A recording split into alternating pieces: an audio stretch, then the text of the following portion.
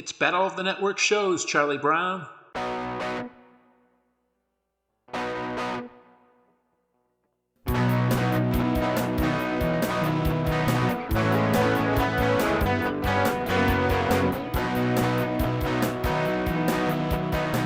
Battle of the Network shows. Join Rick Brooks and Mike Kogel as they explore the TV of the 70s and 80s through hand-picked episodes of their favorite and not-so-favorite series.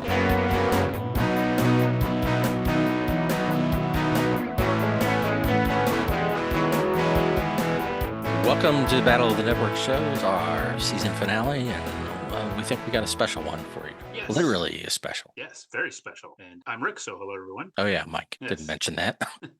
But maybe we'll go by some other names this episode. You never know. There's some great names in this episode, though. There are, yes. We can tell you that right now. We're going to be talking about one of the non-holiday Peanuts specials, but we'll probably talk some general talk about these specials, many of which are on Apple TV. Yes, they've kind of gradually, or they added them in waves over a couple of years. And I remember being thrilled that they were adding more than just the holiday ones because I'd seen the holiday ones. Yeah. And some of them I had been able to see on various video releases over the years, but they don't rerun most of these anywhere. And Right. I think these were kind of out of circulation for the most part. And not even all of them made it to home video. So yeah, eventually after 2 or 3 waves, Apple amassed quite a Peanut special library. Yeah. And I watched a whole lot of them. I got most of the ones from the 60s through the 80s. And obviously, there's no reason to watch any after that because those decades don't matter. Yes. No. That's my own informal rule. Anything after 1990, I have not seen yet. Yeah. I might get to it eventually, but I'm in no hurry to. Yeah. It is nice to know that I learned listening to the Officials Peanut podcast that, all of the specials up to, into the 2000s were still handled by the Lee Mendelson and his family. So even after Charles Schultz passed away, and I think even after Bill Melendez passed away, they were still doing it and still have some, I didn't quite understand, they're the stewards of the specials. I don't know what that means exactly, especially with this, Sony buying Peanuts, whatever it is, Peanuts LLC, Peanuts Properties LLC, whatever they called it. But it sounds like they have some ownership. Yeah. And they published the music and have been reissuing a lot of it on vinyl and CD. Yeah. Like they found, it's really cool. During the pandemic, they found the multi-tracks from the studio. So they were able to make real albums from these and not just kind of taking the music directly from the TV masters. Nice. And I have Thanksgiving one, and that's really cool. It's amazing how then I listen to that special or see that special, and I mean the music is there and creating that Vince Guaraldi music, creating atmosphere, but it's pretty low in the mix of everything usually, unless it's a musical segment like Little Birdie, the Woodstock thing. But then you listen to it just as an album, and it's like, oh, this is really awesome. And is Peter Jackson using technology to clean up the hiss so we can hear the dialogue between Charlie and Linus in the studio? Perhaps not. I haven't heard about that now. I was impressed when I was at a bookstore recently and saw, a really nice deluxe looking LP collection. And I forget which special it was. There was more than one, but it wasn't one of the big ones. I was like, wow, they're really taking this seriously. They're putting all these out. I think that's the goal. Yeah. He did 14 specials plus the at least one of the movies, maybe 2. So yeah, I believe that's the goal. And I think they just released one that's like, I think it's Arbor Day and something else. So it's 2 of them. I don't know when that came. Arbor Day might have been the one that I saw. Yeah. It very much surprised me seeing it, in LP. I think around a while ago I'd seen one of the holiday ones, which, was not a surprise, but seeing some of these lesser specials get this kind of packaging treatment is pretty good. And I think there was like a big box set release of the specials, the TV, specials on video. But I think that there's some issues with that set from what I've heard. But, it seems like in a sense that they keep repackaging those and not really doing it right. And it's almost like one thing that's unusual, I thought was unusual about the Apple editions was that they're not in sequential order. And that's kind of been the same way with the home video releases. There hasn't been really a consistent, that we know of, strategy. So they kind of come out scattershot. And I think for a while they were grouping them by decades, but they were leaving some out and, and putting some in. And I don't really know what the strategy is with them. Maybe that'll change eventually. I don't know if Sony, I assume that maybe they're getting like some kind of video distribution rights in this deal. I don't know. But Warner Brothers seems to have, I don't know, maybe had kind of a mixed bag with these over the years. And there's such like a there's such like a rich legacy. I mean, we're talking about like 60 years of television here, counting up till today, even though we've said we've disregarded the last 35 years or whatever. But yeah, it's nice. At least they have a good home on Apple, and I think that agreement or licensing deal was extended until like 2030 or something. So if you're listening to this anytime in the next several years, you don't have to worry about these going away. Right.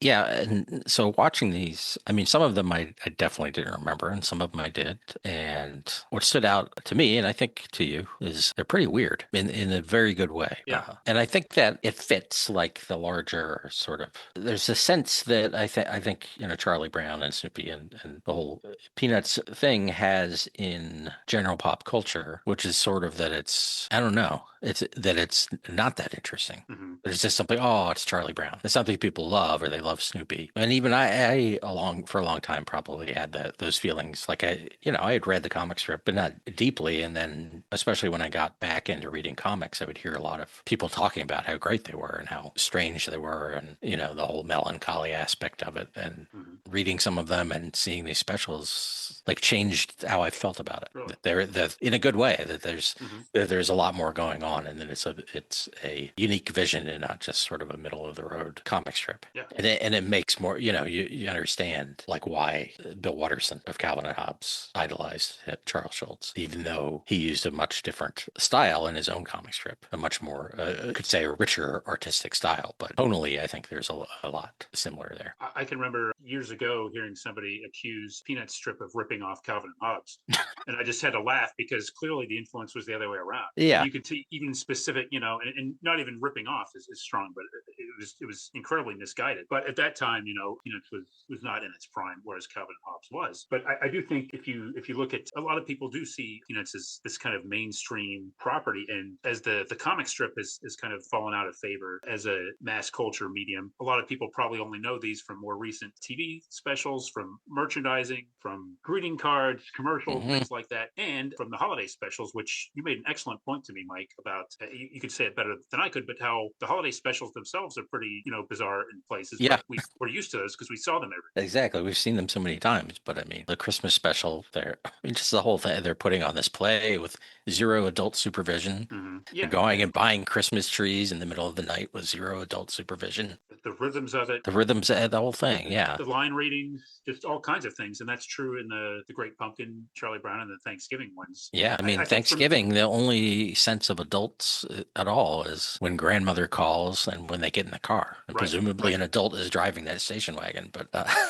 I think for me too, when I think it was at Fantagraphics, right, started reprinting the collection from the beginning in like these great hardback books, and I started kind of just going back and trying to find those and read the comic strips from the beginning. I got a whole new appreciation because while I did read it and I read older strips and old paperbacks reprinting stuff, it was really a revelation to go back from the beginning and see how things evolved, but also kind of realize that the strip had very bizarre elements and was a lot more thoughtful than people might give it credit for. There was a lot more going on that people might notice at first. So really these specials, I think sometimes they do reflect the comics, but a lot of these like more bizarre elements, they do so. And some of them are taken directly from the source material of the comics. Yeah. So it's not like they, went rogue and did things on their own. Now, maybe they did in some of these, I don't know, but I mean, Charles Schulz was so involved in it that I can't imagine that. I mean, I think he came up with ideas that were specific for specials, but he was so involved that it was never not his vision. Right. And that's fascinating too, because some of these specials I think they're misguided. I don't think they work. And you wouldn't even think that Charles Schulz was involved, because it's like, how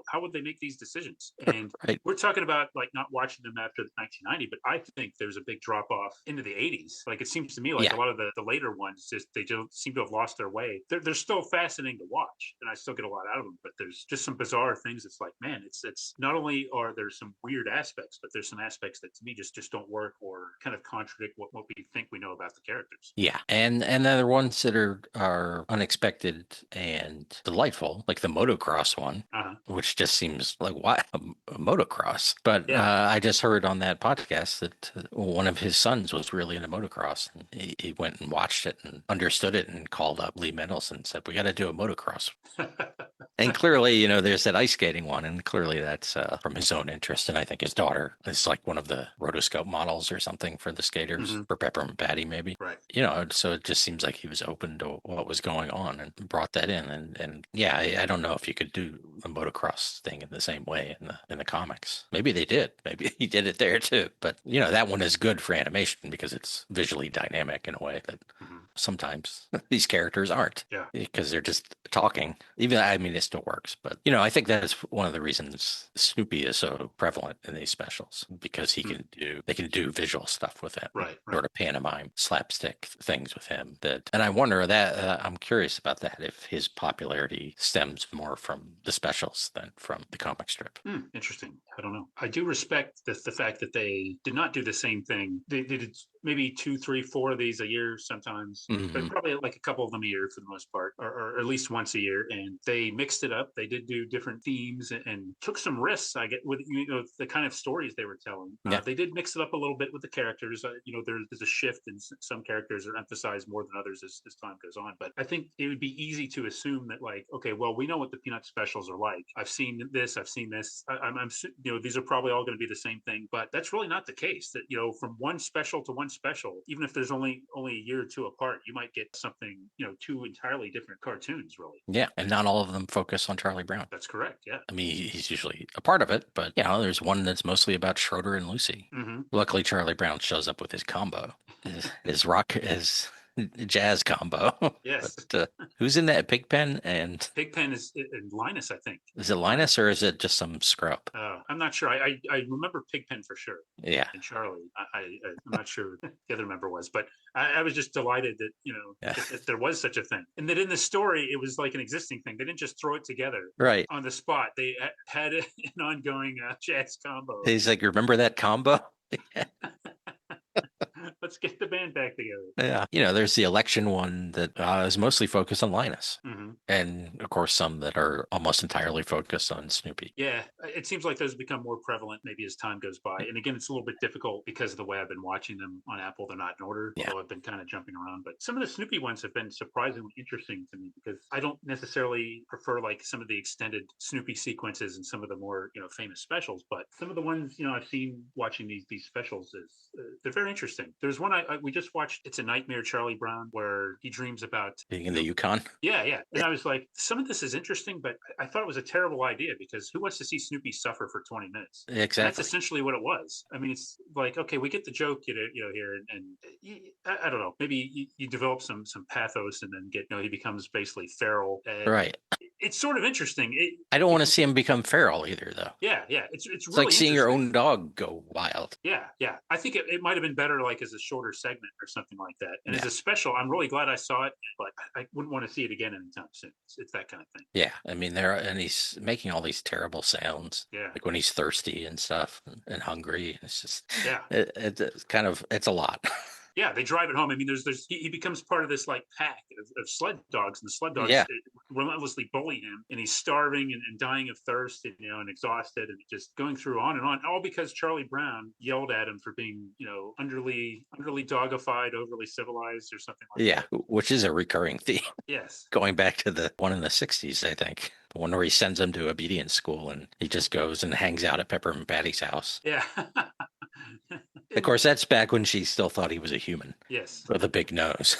A kid with a big nose, yeah. But, you know, and the character of Charlie Brown is very interesting too. He kind of evolves from, or changes sometimes from being this real, you know, kind of pathetic figure to winning every now and then, and being obnoxious in some of the specials, and just being just they kind of shift the character a little bit to fit the story sometimes, which is interesting to see. Yeah, and I think in the one we're going to talk about, you see a little bit of all of that. Yes, I think the main story pretty much nails it, and maybe it's because it took it directly, you know, directly from the comic strip, just every element. And I think some of the other ones were too, but I don't remember them as much as I did the main one. But yeah, so I like you, I remember some of these. I remember one thing I remember is getting like Scholastic books, or at least at a book fair, adaptations of these specials. Yeah. So like in like little, you know, paperbacks or whatever, with color and everything. But I don't remember watching a lot of them, but I can't imagine why I wouldn't have watched them.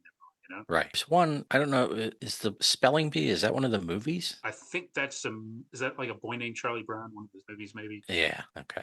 I remember that one. Yeah, and I think The Race for Your Life, Charlie Brown, which is like another like a camp setting, and Bon Voyage, Charlie Brown. I remember those movies. I think Okay. they were on Yeah. HBO a lot and on TV, when we were growing up. So they had a lot of exposures, and they kind of crowd out the TV specials too. I think in the public consciousness, and probably a lot of it because they were rerun a lot and had more. Whereas these TV specials, I'm guessing many of them were one and done. Yeah, which is funny since they're not seasonal. It seems Yeah, like they could be. I mean, the seasonal ones could be too, but I mean, there's no reason not to rerun a baseball one yeah. during baseball season. I'm kind of surprised, and maybe they did do this, but and I guess they also had, as we might talk about, they had a Saturday morning cartoon show for a while. But Yeah. I'm surprised they didn't take these and just package them as like in syndication, just like Charlie Brown specials, and just have one a week, somewhere. Even like into the '90s, you could put them on a cable channel or something, and do something with them. But there's so many of them. Yeah, if Vince Guaraldi did 14 in 10 years Yeah. before he passed away, and then they kept going for another, Mm-hmm.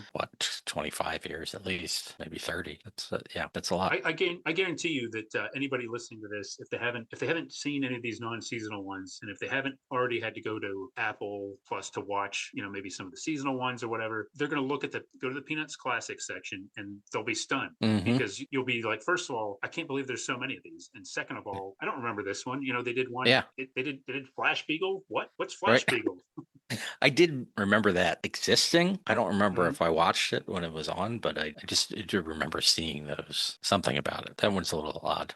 Yeah. I mean, if you want a musical episode, if you want to see the Charlie Brown Gang square dance, Yeah, that's right, and sing about Pigpen, if you want to see Peppermint Patty lead them in aerobics. Yeah. And if, of course, you want to see Snoopy and Franklin at a disco, that's your episode. Even when the Peanut specials were trying to be timely and of their time, they still have these elements that there's still a disconnect. Yeah. It's never like quite of the moment because there's all these other like traditional or old fashioned things that they slip in there as well. So it really is fascinating. Even when they're trying to like cash in on a trend or catch something, it's Peanuts. So there's going to be these elements that are just sort of like rooted in that Peanuts reality that are timeless. I think like square dancing or something like that, is an example of just kind of the things that show up here. Yeah. And at least when we were kids, I think square dancing, unfortunately, was something we all had to experience at school. Yeah, it was a staple of junior high phys ed classes. Yeah. It was elementary school for me, but I don't know. The whole thing was uncomfortable. I didn't like it. Yeah. Yeah, that one might be a sign of where things are going with the specials a little bit. Mm-hmm. But, overall, I enjoyed these, and there were a couple that I didn't enjoy. Pretty good. A much better batting average than anyone on Charlie Brown's baseball team. Yes. I would agree with that. I do think there's a lot of good stuff, especially in the 60s and 70s ones. Yeah. And I think the 70s, arguably was maybe the peak of Peanuts too. I think they're taking bigger swings in that with the specials in the 70s. Mm-hmm. I don't know. But like on one of those podcasts, they were talking about the music. Like Vince Guaraldi started taking more chances as they went on. Right. And incorporating more elements of rock, not just, and continually like reinventing Linus and Lucy and Linus and some of the other pieces and trying different instrumentation, using synthesizers and stuff, and then, there's nothing you can do about him dying, but I think the music definitely drops off. It's not bad, but it's not special in the same way. And different things happen with the animation and some of the graphic blandishment as they said in the early days. I don't know. To me, but it kind of adds to it. One of my big joys in watching these is like seeing like a new camera angle or like a new view of a room that we don't see before, or it's very interesting to see like a new camera angle or a perspective, maybe a look inside a room that we don't normally see, or something inside Snoopy's doghouse, or even like just another view of like a dining room. I always get a kick out of that. Or hey, there's a glimpse of an adult, sometimes you do see those and it's kind of startling, but it's just always these little things to look for as you're watching the specials. I get a kick out of those too. Yeah, usually it's just a hand, right, or some feet. Yes, although there's one like one with the one where Snoopy joins the circus. Yeah, you actually see some people, just driving the wagons. Right. Yeah, you see them, and it's kind of a little off-putting because you often see people, characters that seem to be coming from a different cartoon that are drawn differently, which is probably a deliberate choice, but it's still weird. Yes. Yeah. I don't like seeing people who look off model. Yeah. I'd rather see, like we do in this, a little girl with Charlie Brown's head and weird curly hair on top of it. Yes. And of course you're going to get the variability in the voice acting Yeah. over the course of all these specials. And I think overall it's pretty consistent, but every now and then you get one you're like, ah, boy, that didn't sound right, or it's very subjective. But There's one with a very weird Lucy. yes, yeah. It's like an adult. Right. And right away, yes, right away it stands out, and it really kind of hurts the special. Yeah. But I mean, things like that make you wonder, what was going on, and who was guiding these creatively. And I guess it was It was all three of them: yeah. Bill Melendez and Lee Mendelson and Charles Schultz. Now, but And then that's the thing. later, like Phil Roman is involved, who Hmm. I assume is the Phil Roman of Film Roman, Hmm. who's been part of The Simpsons for a long time, Right. but especially into the 80s, some of those 80s ones, I think he directs. But again, I'm going off that podcast, but it was, Lee Mendelson's sons say over and over, like the three of them and Vince Guaraldi until he died. They were just loyal to each other. They were going to work with each other until they couldn't, which is what happened, which is cool. And I know I've read some interviews and heard, them talk about these, but it does seem too like all everybody wanted to ask them about was like the Christmas special and things like that, where to me, there's a lot of information about that. What I want to know more about is, okay, what went into some of these creative decisions making these specials, and just how did you generate these ideas? What was that process like? What went into, going with this story element here? But I don't see a whole lot about that on any of these other specials, which is a shame. I did see that there's a book about the art of animation.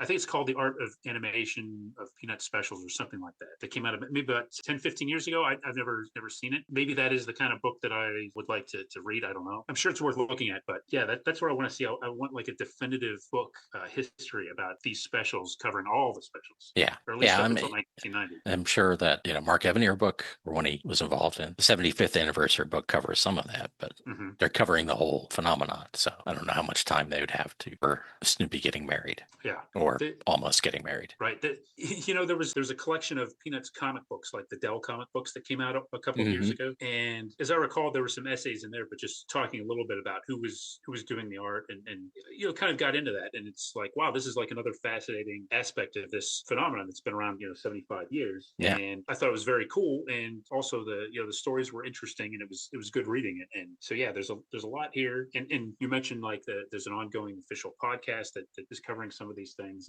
and getting into like merchandising and all aspects beyond the comic strip. So maybe people will get around to these eventually. And there's a podcast I've listened to before called, I think it's a podcast, Charlie Brown, and the guy's been doing it for a long time, and he does a very good job. But he's kind of like reviewing and summarizing the episodes, but it's not like it officially sanctioned or anything. So there's not like a lot of behind the scenes information, because there just isn't a lot out there. So growing up, I only remember us having one Peanuts book, and it was one of those, black and white paperbacks that, cuts up the panels vertically, normal book size. And it was the first one that it fascinated my brother had it, but it fascinated us because the characters look so different and kind of, they sort of act the same, but like Charlie Brown's not necessarily even the focus of it at first. It's Shermie and Patty and Violet, I think, are at first, and Charlie Brown's just the subject of their ire more than anything.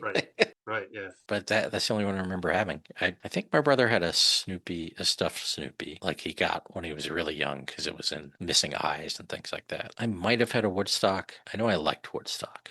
And at some point I got a board game. It's called, I just saw a picture of it today, Snoopy's Doghouse game, I think. And I think the goal is to whoever builds their doghouse first and puts Snoopy on top of it wins.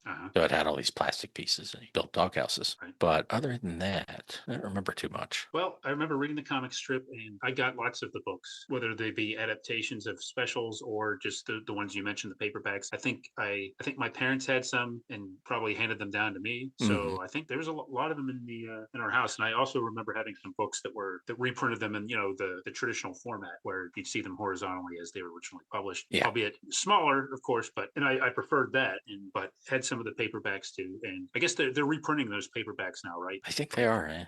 I think in like facsimile editions of those. So yeah, I guess they've done the comic strip, and now they're moving on to like the reprints of the comic strip, which is interesting. That seems kind of weird. Yeah, but it's funny. I guess you got to do something. You know what it reminds me of is the Beatles, how there's fans that like prefer like the U.S. versions of the Beatles albums, or whatever, or just whatever they grew up on. That's going to be their preferred way. And even if they're hardcore, Peanuts fans, they probably bought all the hardcover books, and now they're going to go back and buy the soft covers, even though they've already got everything in superior editions. I want want a cheap paperback Yeah. on newsprint with the panels cut up. Yeah, and they weren't comprehensive. They No, were I don't think so. selected comic strips, you know. Yeah, So exactly. yeah. Yeah, and of course I read it in the paper, but I was more focused on like Bloom County or whatever the comic strip du jour at the time was for me. Right. It was brief, Garfield moment, and then Bloom County and Calvin and Hobbes and Far Side. yeah, I didn't. Yeah, a little bit. I wasn't quite hip to that. I kind of put those three together just in my mind. Yes, yeah. You know, Brenda Starr, of course, yes. Rex Morgan, MD. But I mean, Peanuts.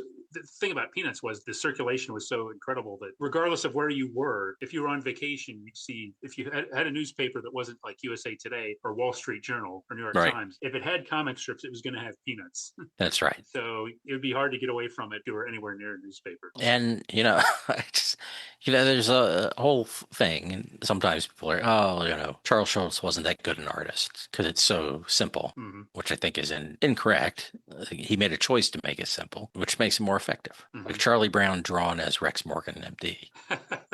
It would be harder to relate to. Right. And it might be off-putting. Yes.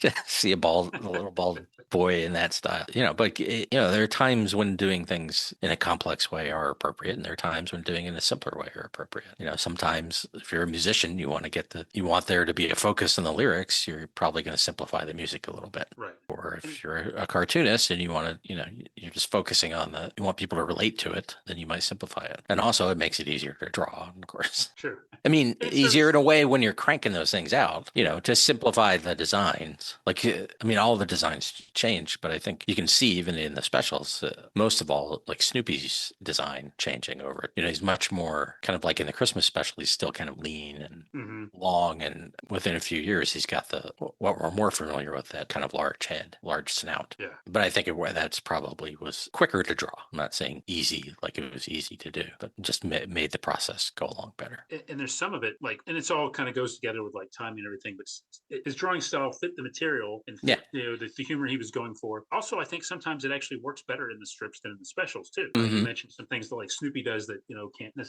don't come off the same way in print, but like I think of like a lot of what I enjoy about Peanuts are just some of the reactions, like maybe something as simple as like Charlie Brown just like looking at us. And it's not like directly at us, but it's just kind of like a take that you try to reproduce those in the specials, but often it's like in close up, and there's just something about it that works much better on the strip, and it's fine. It just it's great at that. That's the kind of thing. So it works both ways sometimes too, I think. Yeah. He does at least one of those in this special. I think that one worked because it was a wider shot. But yeah, that's a classic. I mean, it's a classic comics thing, but I think it's something he was especially good at. Right. Sort of the take to the audience, the Jack Benny take to the audience. Yeah, exactly. So I through all these specials, there's always that balance of trying to do what works well on the screen, what can be done in the screen, what maybe you can't do, and all within the limitations of TV animation budgets too. Yeah, they did not have unlimited time and resources, to do these. And no. I think overall they did a very good job. There's some weird moments and maybe some ebbs and flows with the animation over the years, but overall,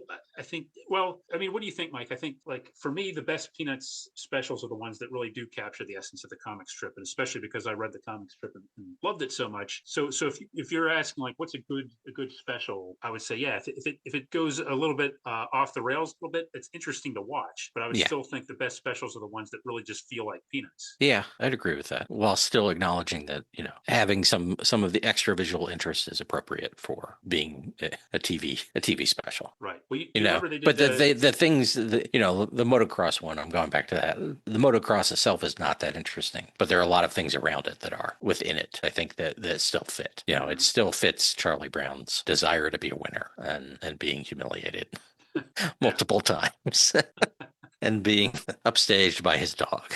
Yeah. And there's the decathlon one has some similar elements to it.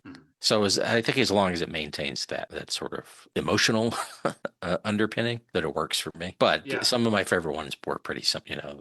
There's one. There's no time for love, Charlie Brown, which is not really about that at all, but is really just about the pressures going to school. And a lot of it is vignettes, and then they go on this field trip to a museum, and he and Pepper and Patty and Marcy and Snoopy, I think, end up in a grocery store and think it's the museum. Right. Yeah. He actually wins in that one. He writes a paper about it, and the teacher is fooled into thinking He's a genius. Yeah. But that seemed in keeping with things, and it had a lot of beforehand, just a lot of different characters in there in the classroom element. Mhm. Pepper and Patty falling asleep or whatever. Right. And from that standard like side view of them sitting at their Yeah, desk. exactly. Yeah, they don't go crazy with. I mean, it's probably harder to do that, but they don't go. You mentioned other angles, but they still don't go crazy with No. overhead shots or Yeah. things like that. Dutch angles. Yeah, even within an episode, that's why it does kind of stand out sometimes when you see one. But it's interesting too, seeing something like when they did the "This Is America" Charlie Brown in the '80s. And I've seen a couple of those. They were extra features on some of the DVDs they put out a while back, and it's interesting because they're taking like these characters and just putting them on the Mayflower, and they're telling like historical stories, but just using these Peanuts characters. And it's a little weird. It's not exactly what I would call Peanuts, but at the same time, it's sort of interesting. It's a different approach, and there's not a lot of room for like classic characterization, something like that. But as long as the characters are recognizably, as long as they look like the characters, then you kind of go with it. And for 15-minute to 20-minute vignettes or whatever, it's okay. Yeah, I mean, for being sort of grounded in reality, Snoopy aside, it is interesting that they're, and I mean this in the maybe more proper use of the term, but iconic enough that you can put them in these different situations. Mm-hmm, right. And in the case of Snoopy, I don't know, you can put him in outer space or something. Yeah, that's right. Yeah. I know that was a more recent thing, but you can do that and it still works, or even health insurance commercials. Yeah, and ultimately you peanutsify a situation like motocross or whatever, but you shrink it down into like a Peanuts world where there's just kids, right? Sort of this surreal atmosphere where they're doing this event, and you kind of think, how is this being held, whatever. But you just kind of roll with it, and yep, it does work. So to me, as long as like the characters don't seem as long as the characters are acting properly, I can accept like the situation. Yeah, just about any scenario, really. Right. On the other hand, it's good they didn't do too much of that, like some other cartoons based on comic strips you can think of.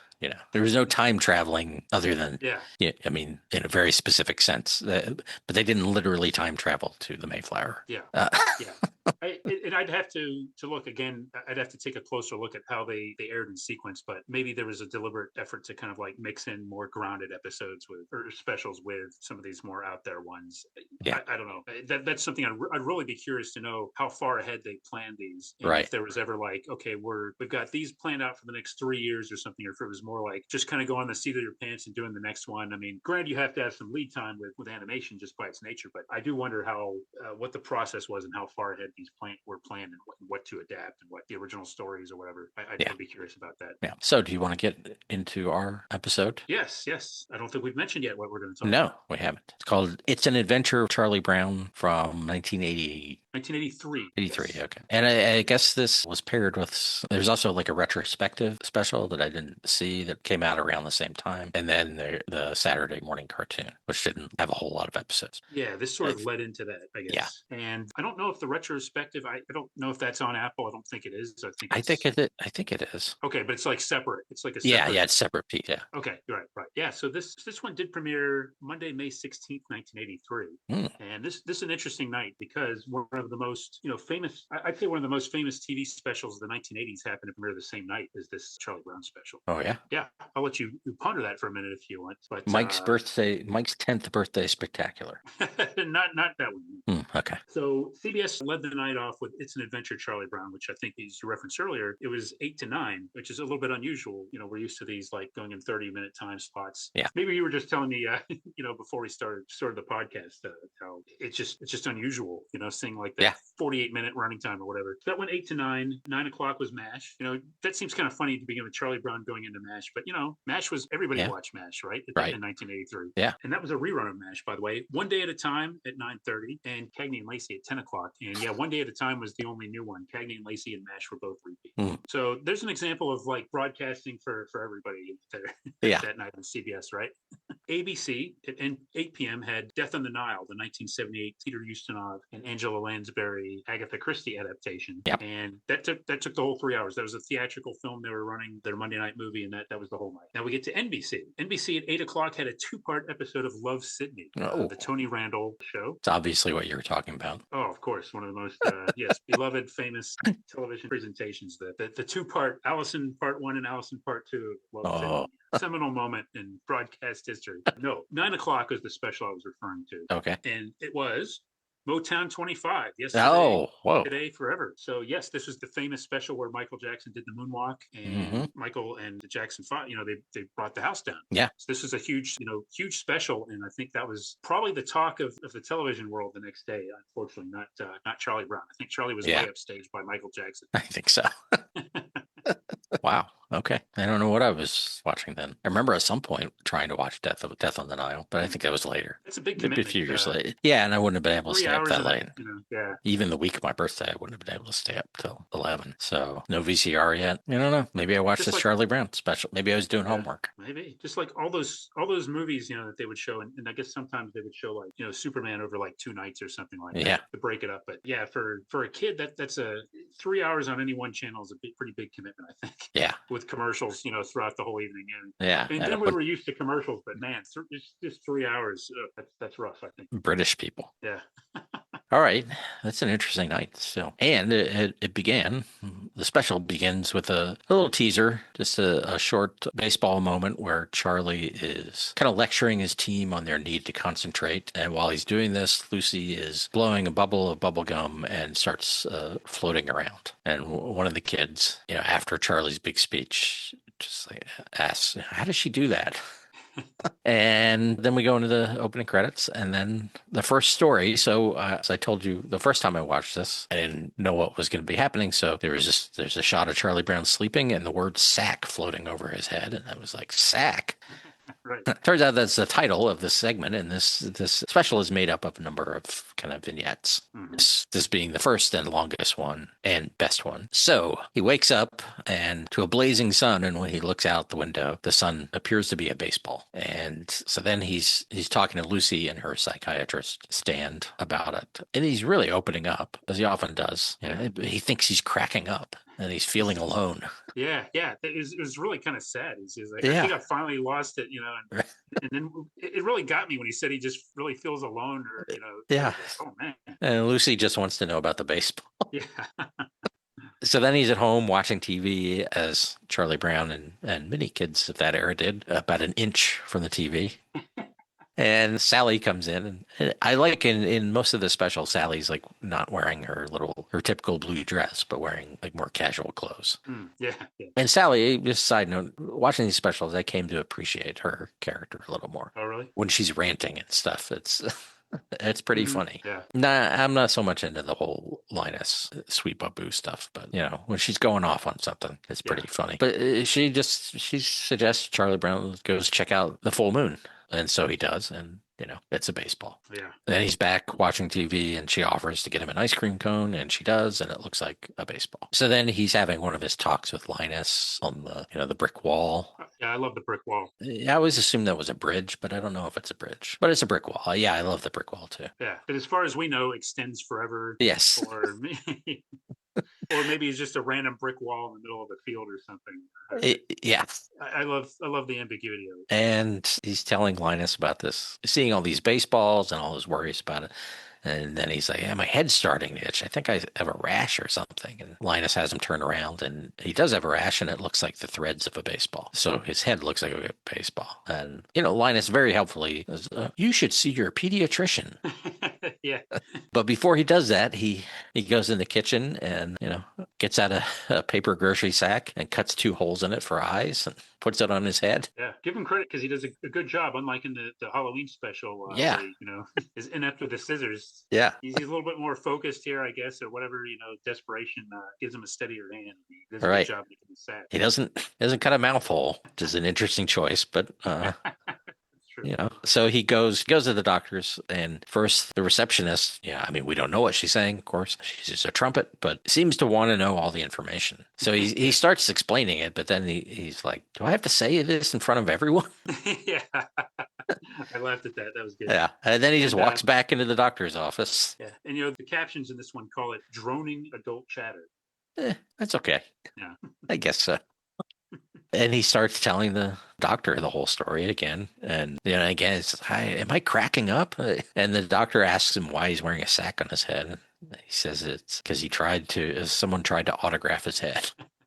But the doctor gives him a recommendation, which is to go to camp. So Get his mind off baseball. yeah, get his mind off baseball. So he does. He's riding a bus to camp. He's thinking about it. He's thinking about how often he ends up going to camp, even though he hates camp. And something about his doctor takes his family on a 5-week camping vacation. That's his solution to everything. This is a very funny internal monologue. Yeah. I really like this. While he's on the bus, it's still going through his mind. I love it. So he gets to camp and he's in the bunkhouse, and some kid comes up to him and says, "We got to go to the main meeting." They go there and it's to elect the camp president. And one of the kids nominates Charlie Brown, or as he says, the kid with the sack on his head. And so he wins. And then everyone's congratulating him and calling him Sack. Yeah, I like that. And he's like, Sack? Yeah.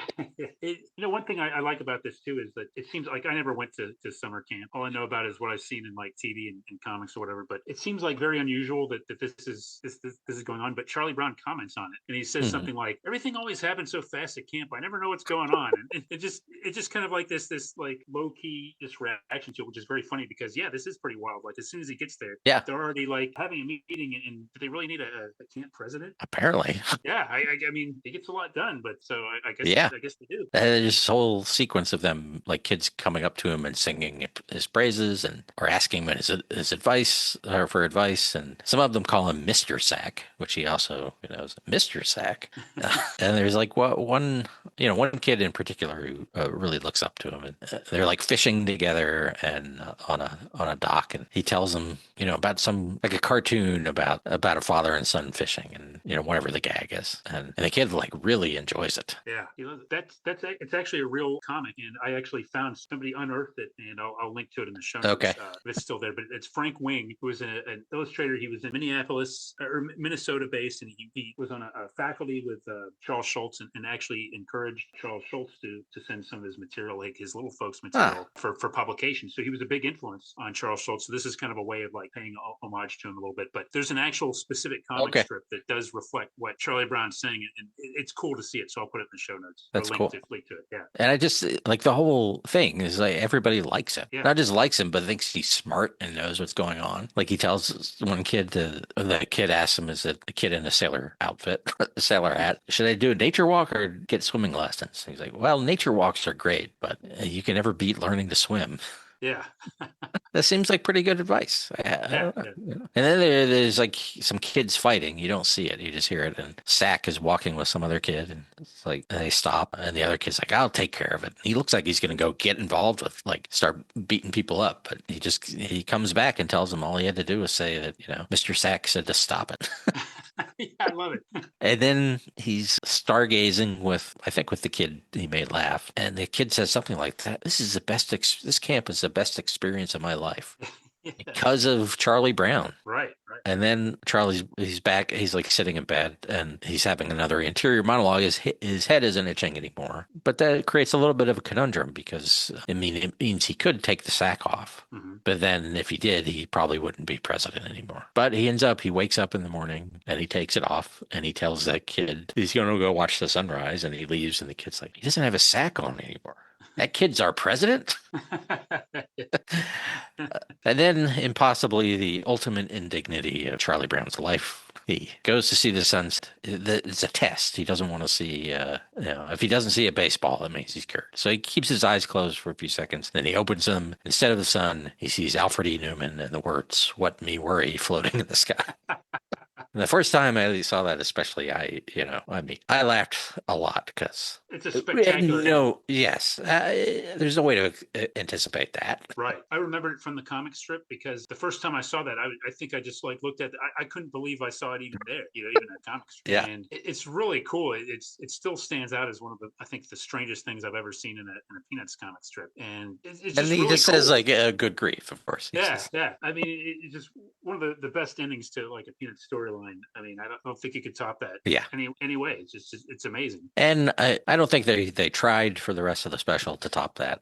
But that doesn't mean the ones that follow aren't acceptable. Yeah, I think that story. I agree with you. I think that's the best one. It's funny. I mean, that's the bottom line. It's just flat out funny. Yes. It's very well done. It has a nice flow to it, and I like the Charlie Brown in that because it's more like I like the more passive Charlie Brown where he's more reacting to stuff going on around him and just kind of like surprised surprised by it. And so even though he is dispensing wisdom in ways, Yeah. he's still just sort of like stunned and taken aback by it all. He's just kind of going with it. And then Right. ultimately, is he really in control? No. But I do like sort of this more passive Charlie Brown compared to some of the other specials where he's a little bit more aggressive about doing things. And he doesn't come off as well, in my opinion. But this, to me, is like spot on. One of my favorite all-time sequences from the comic strip, brilliantly translated to screen. And this alone makes the special worth it. Yeah. So the next one is called Caddies, and it's Peppermint Patty and Marcy. And as the title suggests, they become golf caddies. They don't really know a lot about golf, but, they're going to do it anyway. And, Marcy points it out. She's like, I can't tell a par from a birdie. And Peppermint Patty says, those are bowling terms. Don't embarrass me.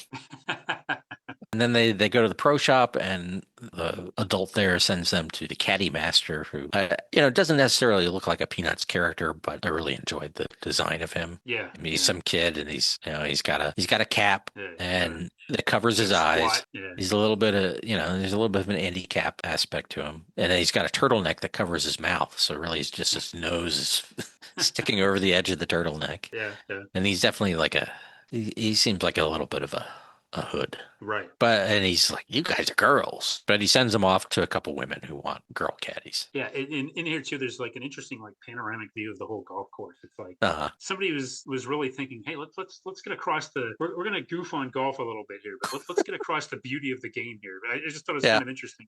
This nice, like you don't always take the opportunity to linger on scenery in the Peanut specials, but this shot here, just for a few seconds, they really do. The golf course. So Marcy gets like this giant golf bag that she has to bend over and carry on her back the whole time. And Peppermint Patty gets a perfectly comfortable golf bag. And, then they go through a few holes, and Marcy is suffering various indignities the entire time. She falls in a sand trap, and I don't know, the two ladies are arguing a lot. And at one point, she advises her golfer to throw the other one in the lake. Yes.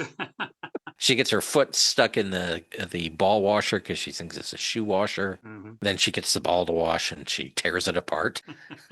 And then at some point, the meanest golfer, the angriest golfer in the whole country club wants to play through. And it turns out to be Snoopy. Right. And they let him play through. He comes up with, Woodstock's his caddy, and he manages to whack himself in the foot with his golf club, which Woodstock finds hysterical. And then he does his hit, and they move on. And then at this point, they're only at the fourth hole, and the two women get in like a physical altercation.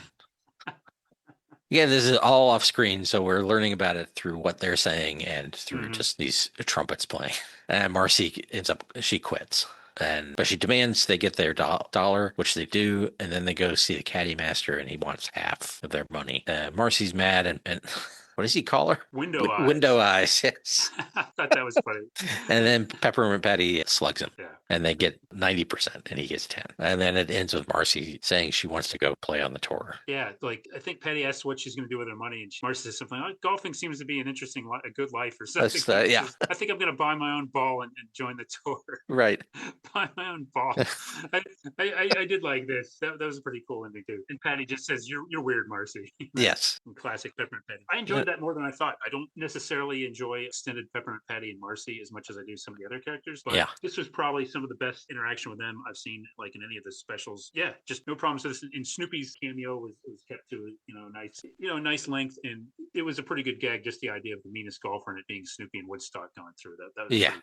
So yeah, I enjoyed this segment a lot too. Yeah, I think I like Marcy better than Peppermint Patty. I agree. Yeah, because she's weird, but also because she's often a voice of reason. Yes, I concur. The Thanksgiving special being a prime example of that. Mm-hmm. So the next one is called Kite, and this one involves this was like a recurring thing in the comic strip, right? The Kite-eating Tree, like every fall, every spring. Right. So Charlie Brown buys a kite. He's carrying it. He hasn't even, really done anything with it yet. And he's passing a tree, and he's, "Oh, you're one of those kite-eating trees," and immediately just starts yelling at this tree. Yeah, tree hasn't done anything. If it was this specific tree that he had it for, or if Charlie Brown is just lumping all trees together. I don't know. I mean, I think certain trees are kite-eating trees, but yeah. And then the tree eats it, as he says, he ate it raw.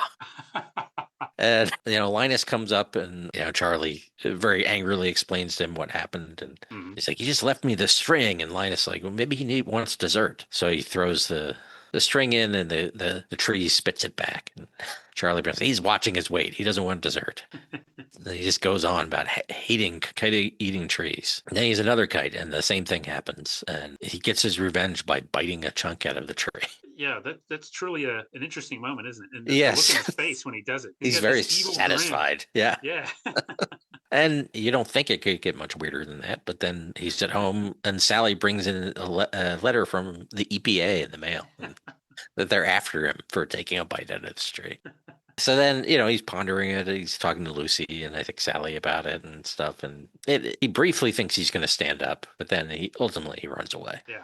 It's kind of funny too, because like one thing that stands out is that I think Charles Schultz did several of these kind of stories, or he would do periodically. He'd do kind of the same thing with the SPCA. Every now and then, he'd have like a series of strips that sort of it makes it seem like almost like he's lampooning the SPCA for being too zealous. Yeah. And I don't really think that's what's going on here. No. But it almost kind of comes off that way sometimes. But he would do that sometimes. He'd like pick an agency and just kind of use it as a foil to lead to something like this. Because apparently, I mean, they did the Arbor Tree special because they love trees. Right.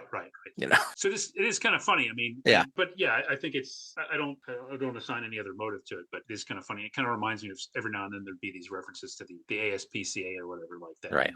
Kind of like, oh, the ASPCA, I'll stick the ASPCA on you or the SPCA on you. But what's going to happen? I totally had forgotten that was the setup for it. That him just deciding to like, I'm just going to run away and get out of here until things cool down or whatever he's thinking. Yeah. It's interesting too. The EPA was what, like maybe 10 years old at this point. Yeah. Good point. But also the idea of Reagan era EPA caring about a tree seems a little funny.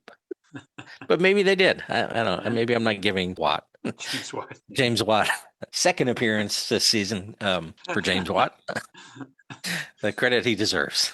But he does run away, and of course he packs everything in a bindle. Yeah. Which opens and spills out because it's Charlie Brown. Like right away, yeah. But eventually he arrives in a new neighborhood. He's like, this neighborhood looks nice, and immediately he gets hit in the head with a baseball.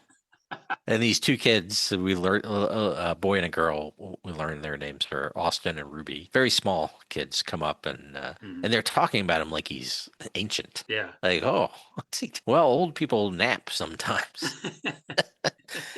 And then the girl who's claiming that maybe she didn't really hit him, but she tells the boy to pound on his chest to wake him up, and he does, but he actually hits him in the nose. Yeah, which it works. Yeah, Ruby's reactions are very funny here. She's kind of like trying to get away with something, or like covering her tracks throughout this whole thing. So sort of like finding a way to revive him, but also like maintaining deniability in case he really is hurt. Yeah. Then they explain to him that they need a baseball coach and ask if they need an older kid to coach them, and they're wondering if he'll do that, and he agrees to, and he meets the rest of the team. Yeah, and if I may, there's a little gag I like too, that just a real little simple thing that I got a kick out of for some reason. But when Charlie Brown like sort of like sits up a little bit, he's like, "Where am I?" And Austin goes, "You're right there." And just points at it.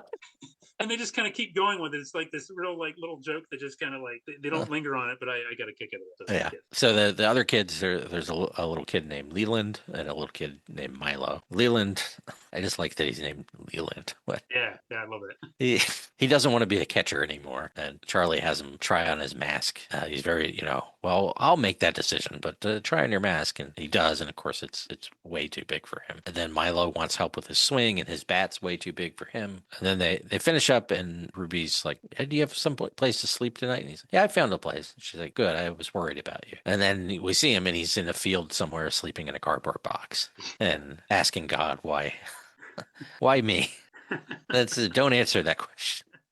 And then the next day, he's coaching them some more. I think at one point, Milo's like, "Should I, when I'm in the on-deck circle, should I swing 3 bats? Will that help me?" And he's like, "Why? You can't even hold 1 bat." Yeah. And then the next night he's sleeping and it's pouring rain, but he realizes these kids need him, and and all his friends at home would be like, "Eh, man, man, man." Yeah, that was kind of funny. Yeah, his mocking of everybody else, it kind of caught me off guard, but I enjoyed it. You should stay away. We'll do better if you don't show up. So the next morning, Milo shows up with some cereal for him. He has a spoon, but the cereal and the milk are in his hands. And then at practice, or right before a game, really, it turns out Ruby asks him what goose eggs are, and he explains, that it means 0. And she's like, "That's what we should call our team, the Goose Eggs." Yeah. And then the other team they're going to play shows up, and it turns out it's Charlie Brown's team, Lucy and Linus and Snoopy and that other kid. Yeah, they have presumably just kept the team going, even though Charlie Brown is missing, and Yeah. nobody knows where he is. I guess I kind of like that. Linus is like, "Hey, you should really come home. That tree fell down, so there's no evidence against you." Yeah, the storm that Charlie was sleeping through, I guess, knocked down the tree. But before he leaves, Milo says, "When I grow up, I want to be just like you." And Charlie's like screaming, "Did you hear that? Yeah. Did you hear that?" And it's so funny that both this and the sack, all it really takes is Charlie Brown leaving town Yeah. to be appreciated. Right. But yet it still kind of ends on like an appropriate note. And yeah, again, a good wrap Yeah. up. And I like just the idea that the EPA doesn't have any evidence against him. That's a funny way to resolve. I just like that for some reason. And yeah, the whole thing, even like the real little kids, I really enjoyed them. They were funny, and their interactions with Charlie Brown were very well done. And their designs are funny. Yeah. The like names are cool. The heads are about the same size as the regular characters, but their bodies are tiny. Yeah. I'd call this another very, very good segment. Yeah. Now the next one is called Song, and I think it's fine, but it's basically just Lucy annoying Schroeder while he tries to practice his Beethoven. Yeah, it's kind of like, I don't want to say filler, but compared to the other vignettes, it pretty much is. It's short. There's not much to it. There's not even it's very comic strippy, and the background is just orange. Yeah, but I do like the fact that they got these, some more characters in the mix and got a little segment for Schroeder. It was cool. Yeah, I guess it was maybe in the one that focuses on them. At one point, he like gets so mad he picks up his piano and leaves. Yeah. This he just goes to get some water. The next one's called Sally, and it also is pretty short. And it's Sally at school, and she's not doing particularly well at things. No, she's being kind of a wiseacre at first. Yeah, but she also really doesn't know what she's doing. But it's it's fine. It's a short segment, but it gets at what the character's about, and she's kind of like, she's essentially like guessing the answers, and she's like just shouting out a bunch of numbers. Yes. To a math equation, and I kind of get a kick out of her saying, like, what are the odds of a little love and understanding to the teacher while she's trying to guess the answer to this shit. Yeah. But do you get the feeling I'm guessing? Right. Do you get the feeling I'm guessing? What are the odds of a little love and understanding? So another short segment, nice little spotlight on Sally. In and out, well done. Take a brief moment to mention too, this particular version on Apple, like most of them look really nice. This one appears to be not as remastered, and in fact has some bumpers in it. Yeah, like to and from commercials, and I appreciate those. And for some reason, I appreciate that it doesn't look as good. Same here. Yeah, it is noticeable, but I'll take it if it means getting, just it's a great adventure, Charlie Brown. We'll return. Yeah, I enjoy that. So yeah, that's a good point though. Yeah. And if only there had been some Peter Paul candy commercials. Right. Then the next one is a longer one called Butterfly. And this is Peppermint Patty and Marcy again. So they're hanging out in a field, and a butterfly lands on Patty's nose, and she's wondering about, why is it on my nose and stuff. Marcy, she says maybe it thinks it found its home, and Marcy says, yeah, it's a condominium. Yeah. She gets in a couple zingers. Yeah. She's not as obsequious as you might expect. But eventually, Patty falls asleep, and Marcy, very gently takes the butterfly off her nose and lets it go, and it flies away. And then she wakes up, and for some reason, Marcy tells her that it turned into an angel and flew away. So then Peppermint Patty is going around telling everyone about this miracle. And she's sure that she has some message to deliver to the world. But at one point, they're at the brick wall with Linus, and she's telling Linus this, and Marcy's just saying, yeah, I made it up. I don't know why I made it up. Yeah.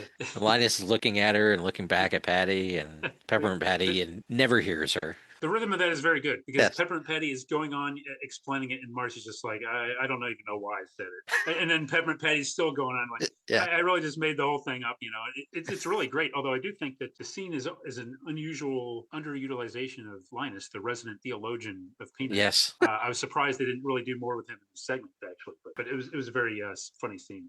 And she thinks the message she has to deliver is, if a foul ball is hit behind third base, it's the shortstop's play. Ah, yes. Very, very sage advice there. Yeah. Good message to spread. I know at one point she tells Schroeder that, and he's like, that sounds ominous. Yeah, that sounds ominous.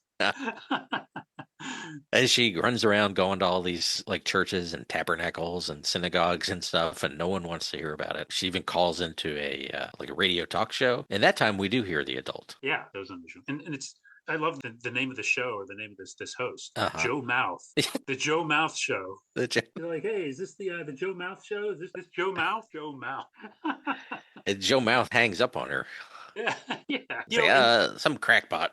Yeah, that's interesting because you hear again. That's just a little thing. I'm probably making too much out of it, but you hear him say that, call her a crackpot. But it seems like in most other specials, you wouldn't hear him talk. You'd hear him like maybe droning adult chatter, and then Patty would just say like Peppermint Patty said, "No, I'm not a nut" or something, and hang up or something. Instead, you hear it coming from the adult voice here, which is an interesting choice. It is. And then she's talking to Snoopy about it, and like, well, I figured you'd understand since you have such a big nose, and he's. He doesn't like that. And then she's hanging out with Marcy again, and the butterfly lands on her nose. And, Marcy's like, well, maybe it's not an angel anymore. And that's a nice ending. It is. And this is kind of another thing where the last thing Charles Schultz would want to do is make fun of religion. Yeah. But he sort of pokes fun at like the idea of like there being a message. And I think at one point, right, when Peppermint Patty's going around all these various houses of worship, she comes back with like a flyer, like promoting some like church function or something. It's just it's very well done. And I think maybe it could have been trimmed by a couple minutes or so, but overall, I like this a lot more than I thought too. One thing that I wrote down because I liked it so much, when Peppermint Patty is repeating her, her mantra of, if there's a play, at one point she's like, yeah, if there's a foul ball hit behind third base, it's the shortstop's play. But at one point she adds, also there might be an earthquake and some floods. Just real casually, and then I think it's to Sally she says that. Yeah. I love the fact that they threw that in. Yeah, so the next one is called Blanket, not surprisingly about Linus's blanket and Lucy's hatred of Linus's blanket. I mean, she thinks it's dumb that he has it, of course, but at least for a brief scene, the blanket is sentient and taunting her, so she might have a point. She finally gets so mad she steals it and then she buries it. Yeah. And, Linus has a complete nervous breakdown. A very pathetic reaction. It's kind of unsettling, really. Yeah. I mean, I do always enjoy when Linus's hair stands up on end. Yeah. But then he's like really, really freaking out. And later Charlie shows up, and it feels weird calling him just Charlie, doesn't it? It does. Charlie Brown or Chuck. Right. He questions Lucy and he's like, are you sure that was the right thing? And she's like, I'm always sure of everything I do. But he's there. It's very sweet. He's there to sit up with Linus while Linus tries to sleep his first night without his blanket. And he's sitting by his bed and he's thinking about it. Oh yeah, and it's very rough for a kid who's always depended on his blanket not to have it. And it's kind of like Linus going through withdrawal or something. Yeah. And he finally falls asleep, and then Lucy comes in and yells, "Is he asleep yet?" Right. Yeah, Charlie builds it up by like, boy, if he can just get through this night, he'll be okay. Yeah. If he can just get a good night's sleep, Yeah. And then Lucy comes barging in. Yeah, it's great. So the next day, Linus is digging just like everywhere for the blanket. He's very determined, but again, a little bit pitiful too. He does beg Lucy at one point, and I mean, he's digging. It's very cartoon digging, like where there's just like little stumps of grass and just dirt everywhere. And, and he's got like a divining rod or something. But Snoopy uses a divining rod. Yeah, Snoopy. That's right. Yeah. Like, I guess that's just classic Snoopy. I mean, he's a dog and he could probably use his nose, but he's going to use a divining rod, and he finds it, and which he delights in. And Lucy is really angry at that stupid beagle. And then she continues to be fed up and decides to do something more drastic. And so she's flying a kite, and Linus comes up. That's a nice kite you got there. It's a nice shade of blue. It's almost like and he realizes, of course, it's his blanket. Mm-hmm. And while they're talking, she accidentally, I think it is an accident. Yeah. Unlike other instances in her behavior, she lets go the string and the kite floats away. And so Linus dictates an ad for the newspaper to Charlie Brown, and then he gets a bunch of letters. People have seen it, and the most recent one is people who live nearby, but they saw it heading out over the ocean. He's obviously, Lucy's delighted and he's distraught. There's no way they're going to find it. Right. But then, Snoopy and Woodstock, Snoopy does his Snoopy copter thing. He turns his ears into the rotors of the helicopter. They fly out over the ocean, and Woodstock is sitting in his lap, and he spots it, the blanket/kite, in a tree. Not a kite-eating tree, I guess. It's a kite-catching tree.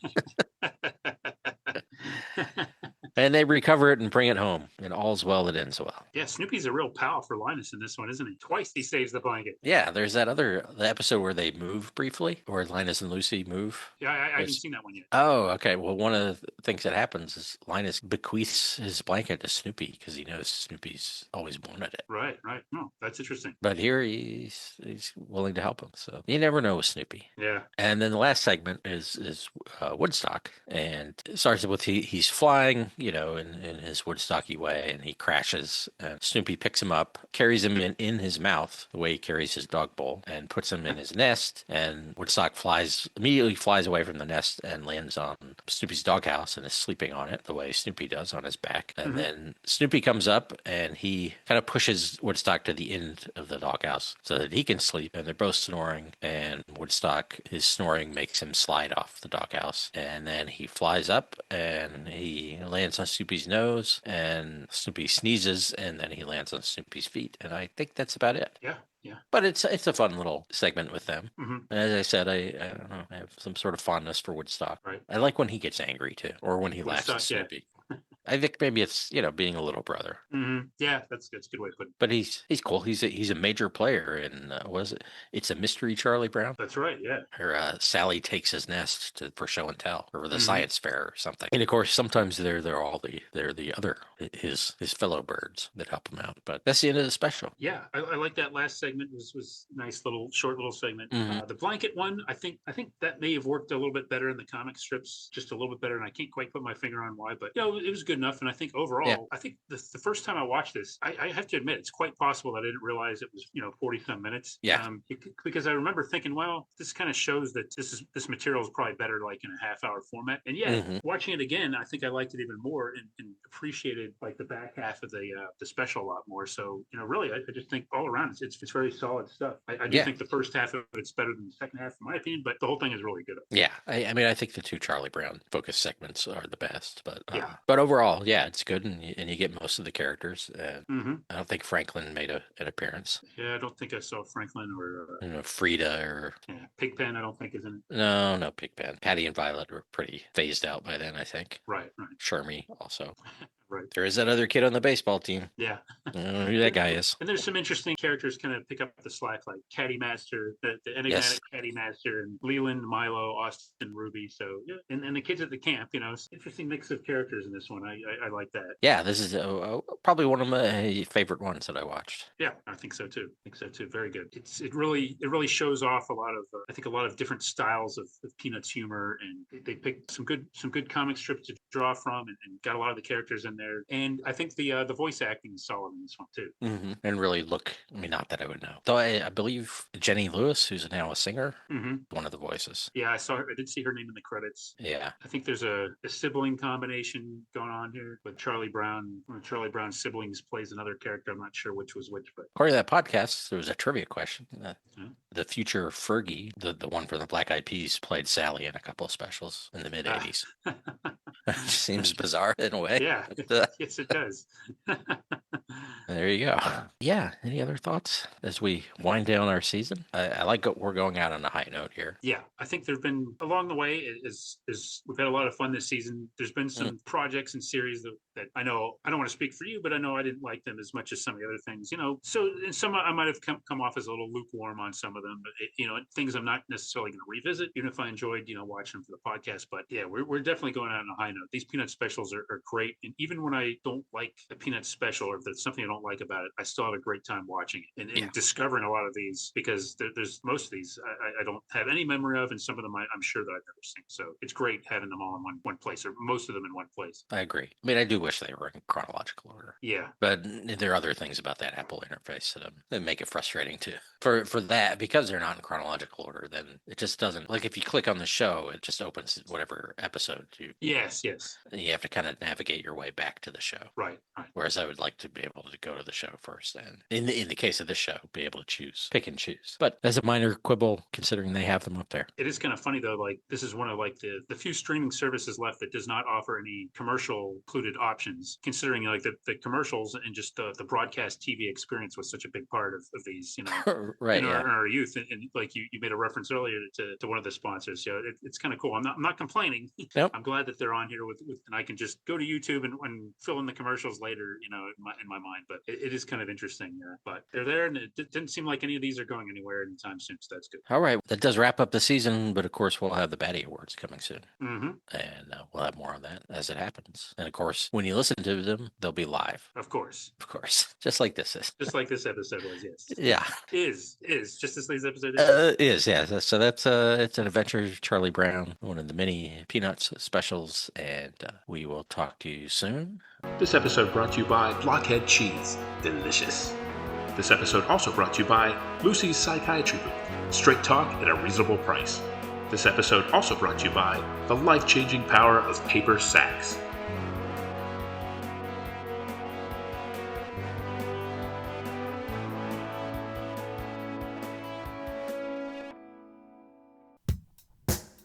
Join us next time for another exciting episode of Battle of the Network shows. Learn more, leave feedback, and suggest future episodes at battleofthenetworkshows.com. Follow us on Twitter at BatNetShows, and like our Facebook page, facebook.com/Battle of the Network Shows.